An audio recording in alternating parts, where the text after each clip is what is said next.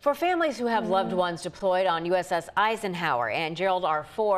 The holidays will be a time of tinsel and tension, decoration and separation. The two carriers and their strike groups are deployed to the Mediterranean during the war between Israel and Hamas.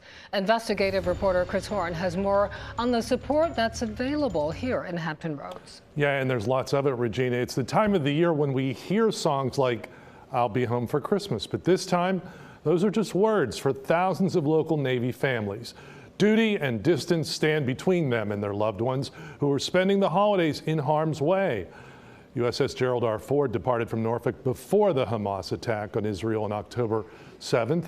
USS Dwight D. Eisenhower, meanwhile, went over in response to the conflict about a month later. The two carriers and their strike groups have crews of more than 15,000 sailors. Several organizations will support them and their families here in Hampton Roads during the holiday season. From peer groups to providing information to school support.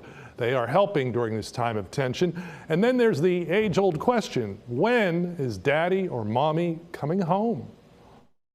They always ask, it's always the same answer, when he gets here, when he gets here. We don't want to give false hope, but we also want to make sure they know that he is safe and he'll be home soon. I think it's the days leading up to it. In your mind, I think at any point you make what am I going to do on the day of?